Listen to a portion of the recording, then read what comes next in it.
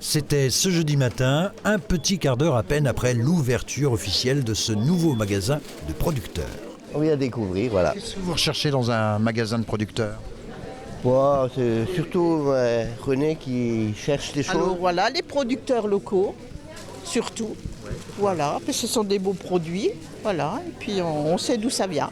Ces routes de Cornimont à la Bresse, dans les murs d'un ancien supermarché, ça c'est pour le clin d'œil, que le projet a pris corps, né de la volonté commune d'une douzaine de producteurs locaux. C'est parti d'après Covid où les gens venaient dans toutes nos fermes pour faire leurs provisions et ils nous ont dit ça serait bien que vous fassiez un magasin de producteurs. Donc on a pris le coche et on a démarré le projet, mais ça a mis du temps, ça a mis 3 ans avant d'aboutir à ce qu'on vit aujourd'hui. Un projet à 180 000 € aidé de la région Grand Est, de l'État, du Conseil départemental des Vosges. Ils sont désormais une quarantaine de producteurs à avoir rejoint l'aventure et à alimenter ce magasin de leurs différents produits. Ça représente en références de produits entre 7 et 800 références de produits. La plupart vosgiens. La plupart vosgiens, on a 3-4 producteurs sur l'Alsace, voilà, pour du vin, des fruits, puisqu'on n'avait pas dans le secteur, mais on reste dans un secteur de 50 km autour du magasin. Mais alors, comment les clients faisaient-ils avant ?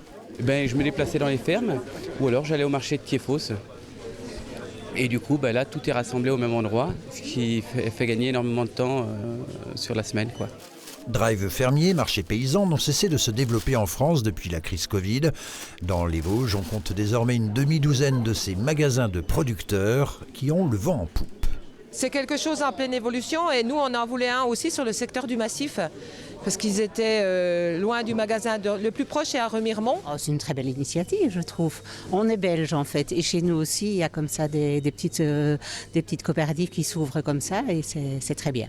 C'est très très bien, c'est des produits locaux donc voilà.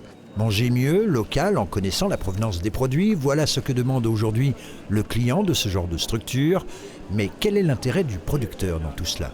Il n'y a pas d'intermédiaire, donc le produit il est vraiment vendu au juste prix. Ce qui est vendu, c'est vraiment pour le producteur. Mieux valoriser la viande, par exemple les bas morceaux, les invendus. En faisant de la transformation, je pense que ce sera mieux valorisé qu'en colis. Mais car il y a toujours un mais. C'est plus de visibilité.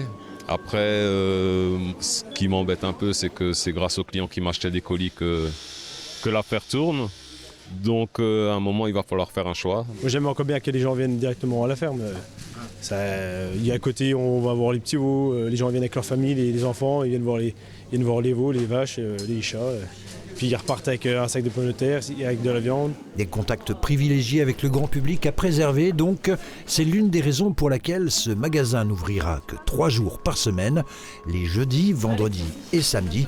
La douzaine de permanents se relaiera d'ailleurs pour ne pas compromettre l'activité de chacun.